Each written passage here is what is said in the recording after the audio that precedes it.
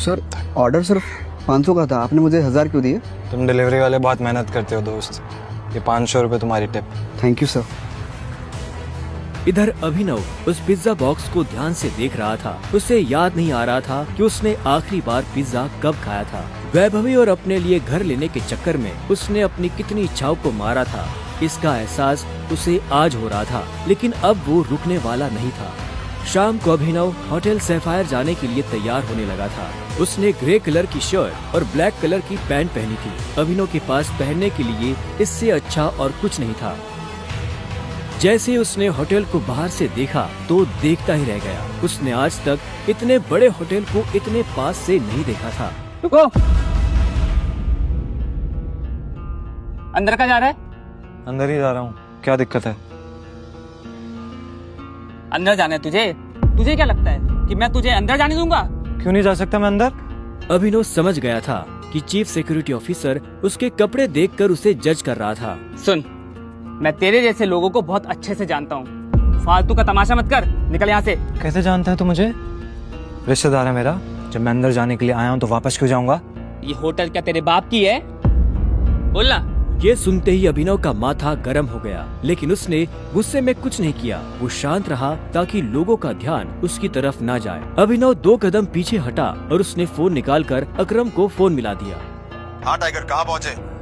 मैं ये होटल की एंट्री पे हूँ अकरम। हमारा टेबल नंबर क्या है? Table number? अरे मैं इस होटल का मालिक हूँ, मुझे टेबल बुक करने की जरूरत नहीं है। तुम अंदर जाओ, आराम से बैठो, बस मैं पहुँचने ही वाला हूँ। मैं अंदर नहीं जा पा रहा हूँ। यहाँ पे कोई ये सिक्योरिटी वाला खड़ा है, वो कह रहा है कि मेरे जैसे इंसानों को अंदर नहीं जाने देता है।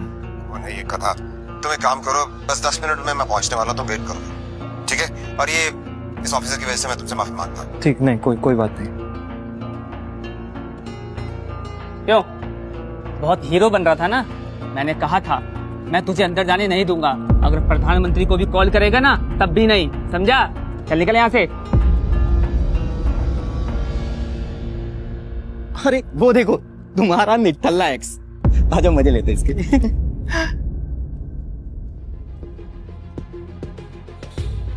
इसे मैंने अपना बॉयफ्रेंड कभी माना ही नहीं। वैसे भी मैं अपने से छोटे लोगों से बात नहीं करती, मुंह नहीं लगती, उन्हें बॉयफ्रेंड क्या बनाऊं?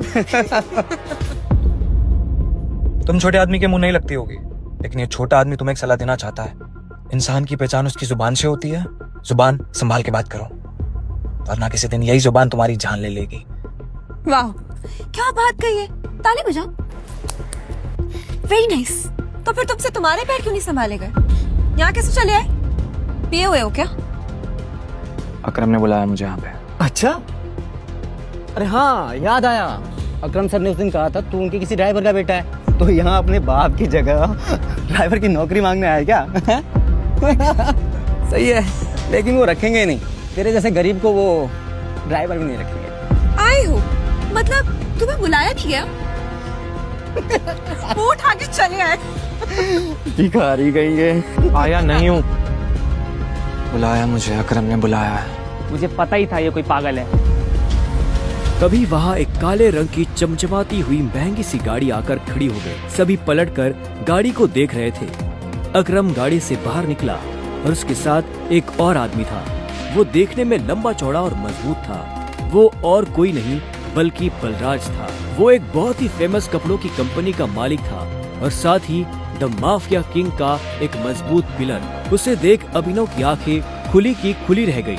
उसने बलराज के बारे में सुना था। क्या आपको सच में लगता है मुझे बलराज जी से मिलना चाहिए? उसे तस्वीरों में देखा था, लेकिन तस्वीरों में देखने और सामने से देखने में जमीन आसमान का अंतर नजर आ रहा था। उसके मन में यह सवाल उठ रहा था कि आखिर बलराज उससे क्यों मिलना चाहता था। आगे की कहानी जानने के लिए नीचे दिए गए लिंक से डाउनलोड करें पॉकेट FM ऐप।